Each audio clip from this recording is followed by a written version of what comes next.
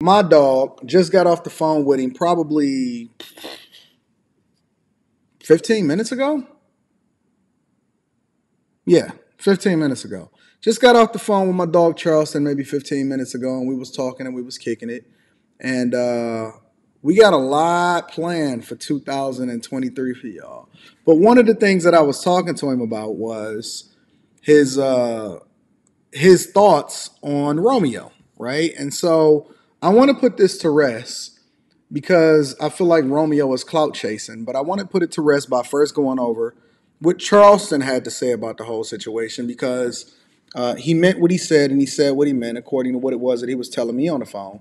And so I want to share what those thoughts were with you guys in order to better understand exactly what it is that I believe. I think that Charleston 100% communicates the sentiments of my heart. And so I want to go ahead and share that with you guys. And then we're going to break it down. And then we're going to move over into Bishop Lamont. And then we're going to go to Grant Cardone. And we're going to put on a full show for you guys, right? So without further ado, I'm going to go ahead and play what Charleston was showing on his live. And then we're going to go from there. Say, listen, somebody tag Master P. Somebody tag Master P right now. I stand with Master P, homie, as a black father. See, when you got one of them old spoiled ass kids like that little boy Romeo, little spoiled motherfucker, little old bitty small motherfucker, he been entitled, ain't never had to struggle for nothing. Nigga, your daddy took $10,000 from an insurance policy and became a multi-millionaire. Your daddy just didn't feed your household, nigga. He fed many households and many other kids. For you to grow up, nigga, you really like a Nickelodeon baby. Have I not been communicating this with you guys over the last couple days? And then I was looking in my comments, and there's a lot of people in the comments that will come back and say, "Well, you don't know how he feels, and just because your father had money, or you grew up in a privileged household, or in a phenomenal neighborhood, or just because you had a father, doesn't mean that he was there emotionally and stability and stabilizing your emotions and all of this other type of stuff." Look, fam. This dude had his son with him and celebrated him, highlighted him, gave him a platform, and his son wasn't even talented. His son wasn't even talented. Honestly. Like, nobody checked for a Lil Romeo rap album. Nobody was checking for Lil Romeo acting, none of that. Like, he's very blessed and he's very privileged, and it's a lot of people that didn't even have a father. And he had a father that he had an opportunity to watch up close and personal, learn the game, blessed him. He was on Instagram clout chasing, and now you want to sit here and throw your father under the bus just for a couple likes and some people to celebrate you and highlight you because you pissed off because you ain't eating as hard off the rap snacks as you want to eat? I'm saying fuck you, Romeo Miller. Nigga, I'm with your daddy on this one. That's why I tell you sometimes you gotta say fuck them kids. Remember them kids? Yo, I just said this on the Friday night show, and they were so appalled. Anton, what do you mean F the kids?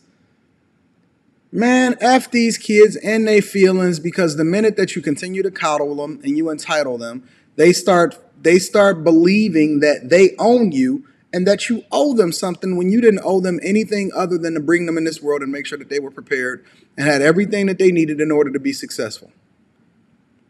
We got so many weak, entitled kids.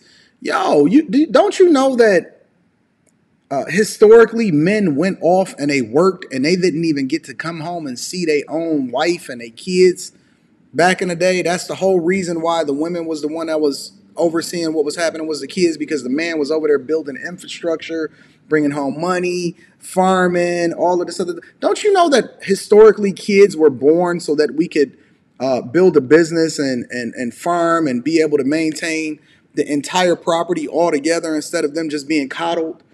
Now we've grown into a society to where we're so coddled that the kid then feel entitled for you to do what they tell you to do based off of what their expectations are that was set by the mom as far as how a kid was supposed to be raised.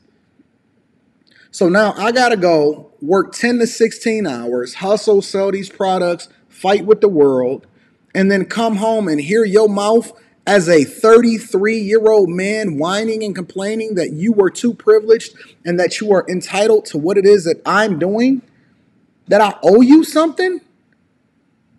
And you know, honestly, this goes all the way back to that conversation that we was having on King Talk. I don't owe you anything. Get the piss up and work, hustle, grind, stop posting your fake cars on Instagram and get out there and go and get that shit. Up and go to talking how Romeo talking, take his motherfucking ass out the wheel. Don't leave his motherfucking ass shit. If that little boy is Romeo Miller and he's struggling from check to check, he dumb and stupid. And listen, didn't the boy go to college? Say, Romeo, listen, nigga, you went to college. Didn't he send him to USC or something like that? Sent them to the best school, no debt, taken care of, raised in the biggest houses with the best cars and the best products and all of the opportunities and getting on TV and doing your thing. And you tell me as a 33-year-old man, you can't stand on your own and the only thing you got is smoke for your father? Man, you know how many people would have killed to have a father like Master P? Your daddy put you in a position, nigga, where your dad ain't got to give you nothing, nigga. Fuck you talking about. Now, here it is, and I'm in the airport right now. But, nigga, I just heard Master P, nigga, and it break my heart that a nigga son will grow up and bite on him like the way you biting on your daddy. All you spoiled motherfucking kids, nigga, 50 Cent kid, Will Smith kid, nigga, you need your ass kicked. You nigga need your motherfucking ass kicked. Nigga, now think about this, nigga. Now, according to Shannon, we supposed to be coddling and supporting and taking care of. And I'm not even talking about the girls. I'm talking about the boys. Y'all are raising some of the weakest boys in history. Y'all are raising some of the weakest boys in history.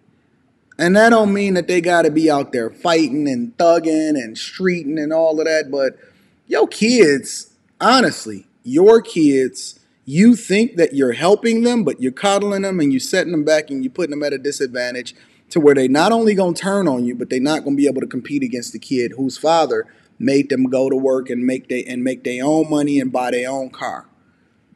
My father he told us, he said, listen, my money is my money, and I'm going to make sure that y'all got everything that y'all need in order to be successful. And I'm not buying you a car. If you want a car, I'll give you the game on how it is. I'll help you with your resume to go out there and get it yourself. Wasn't no going to the oil exchange and Big Ed's oil and Valvoline and all of that. We had to get up under that car and change the mother effing oil ourselves. Figure that junk out. Spark plugs, oil changes. We had to figure out how to go about and changing a tire, and we had our car up on lifts and stuff. Like, we had to actually buy our car cash. Wasn't no financing. Wasn't no he cover half of it. Wasn't no, my father didn't cover our tuition and none of that. He gave us the game. That's why none of us graduated. All of us graduated and none of us had school debt. All of us are incredibly successful. All of us are incredibly successful. My father went 4 for 4. 4 for 4. And he was out there grinding and getting it. We wasn't up under him all the time. If we wanted the game from our father, we had to go and petition that junk. We had to go and call him. He taught us everything. He taught us all about being an electrician. He taught us how to lay drywall. We had to go out there and cut the grass. And we didn't just cut the grass. We had to cut it at a certain height. And we had to edge that junk. And then we had to go and sweep off all of the stuff and then pick it up and get the leaves and sweep it back to the back. Yo, we was out there grinding and getting it and hustling. And you got all of these bitch-ass kids, and they so weak nowadays. They so weak. All they do is sit in the house and play video games and talk about how cold they are. Nigga, you wouldn't be so cold if your skin was thicker. Get outside and do something. We didn't have to just shovel our snow. We had to shovel the snow of the neighbors on both sides of us just to show that we appreciated them. So weak. Y'all got some, I don't even want to say the word. You have a feminine son. You have a feminine son. Every little social media post, oh my God, it's Health Awareness Month, and I don't like to be bullied on Instagram. Well, then turn it off. Put it down. We had to go and put up the Christmas tree. And we was on the roof, and we built our own church. We built our church brick by brick, scratch. Laid the roof, put up the bricks, did the windows. Listen. All of those lessons, how do you think that I was able to then participate in and build my own restaurant from scratch? It was all of the lessons that came along with my ability to have mental fortitude and be strong as a man, so that when something else happened like 2008 or 2019, we ain't worried about that shit. We cooking. We getting it. You ain't, bro, you walking out here, you ain't never had a dirty fingernail in your life. You don't know nothing about this life. Spoiled, weak, bratty. I'm not getting enough sleep. Oh my God. Man, get the fuck up. Your daddy done put you in position, right? Didn't you have a rap album? You say, well, I ain't got no money because my daddy had to pay taxes. Who been feeding your long head ass? Word. Who been feeding you? Then you complaining about, we've been staying in the same house since I was 18. Say, stupid ass kid. Listen. That's a sign of a man that has stability, that's stable. You know how many people wish they can stay in the same motherfucking household from when they were 18 years old? Nigga, that mean your father have been stable with stability, maintaining what he done got. Nigga, in which he don't have to provide you a roof over your head at 18 years old. Yo, I lived in the same house. And that's word. I lived in the same house from the time that I was born all the way up until I moved out. I never moved one time. We never moved one time. I lived in the same house from the time I was born all the way up until I was 18, 19 years old. Until I was, yo, I'm thankful. I have nothing ever bad to say about my father or my mother because they did what they were supposed to do. They disciplined us. They gave us stability. They fed us. They made sure that we had everything that we needed to be successful. They kept us safe. Nothing ever happened to us. We graduated. We went to college. What more do you? We all got married. They gave us an image of stability in our household. What more do you want from your parents? What more do they got to do? You want them to pull out your wanker and pee for you too? Good grief. And this is what happens when you raise entitled, spoiled, bitch-ass kids. What's wrong with you, man? I hate you spoiled ass motherfucking kid. Boy, come here and say, man, me and my son will fall out like a motherfucker. Nigga, I done pumped this dick off. Boy, I done pumped this cum off into your mama. Boy, you know how hard a nigga got to work to bust a nut to make a baby? Say, now listen, do you know how hard a nigga got to work to bust a nut to make a baby to get one of you motherfuckers on earth? You know how you don't know how many pumps and humps that nigga humped on your mama, nigga pumping that dick off another make you, nigga. Then when you get here, nigga, you know how much energy you take from a nigga when he come. You know all that cum shooting up out that dick. You know how weak a nigga knees and leg get to get your little stupid ass here. And then when you get here, nigga, your daddy is a millionaire. Boy, man, I hate you, motherfucker. You don't know what it like, nigga, to go to bed hungry. That's real. Ain't never had a hungry moment in his life. And then sitting here, think about this for a minute, y'all. Make sure y'all subscribe to the Patreon. Link is in the description as well as pinned to the top of the chat. Sitting here complaining. He was born into a mansion with a father that was a millionaire that had to take money out of the hood in order to start something and built himself up to being a multi-millionaire. If he lost everything tomorrow, he showed you and gave you the game on how it is that you're supposed to be successful. And you got all of these people. That's why I don't listen to you niggas on social media. That's why I don't listen to y'all in the comments. I'm not taking them. Read be like, oh, Anton, look, they were saying this. I'd be like, that's cool. I ain't even read them. I ain't got time to even be reading them no more. Because all they do, Anton, you censor the word and the people are complaining about it. And you know what I'd be telling Rita? Fuck them. So, I don't care. Because everybody feels entitled. Do you know that people will sit there and tell me, oh, Anton, man, you need to release all of the interviews for free in they full uncensored form. And I'd be like, nigga, Did you put in on this? Did you ensure that my guests had the best accommodations, flew first class, had everybody at their beck and whim, from the nail technician to the facial people, was taken care of? See, I take care of my people when they fly into town. Did you put in on this? Did you make sure that they were taken care of, that they had a personal driver to get back and forth, whatever it is that they needed, liquor, smoke, whatever they needed, did you put in on this? No, you didn't put in on this.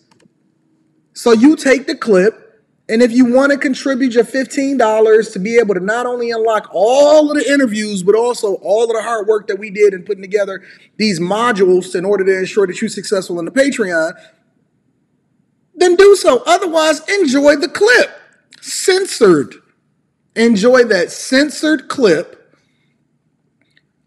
That's 6 minutes longer than the ones that Vlad releases, and you go over there and you suck and gawk over to him while you sitting there complaining about white people and Jewish people. But you will go over there and give him all your dollars, contribute, not complain, get 1 and 2 minute clips, and then Vlad release 60 versions of it, and then you finally get it a month later.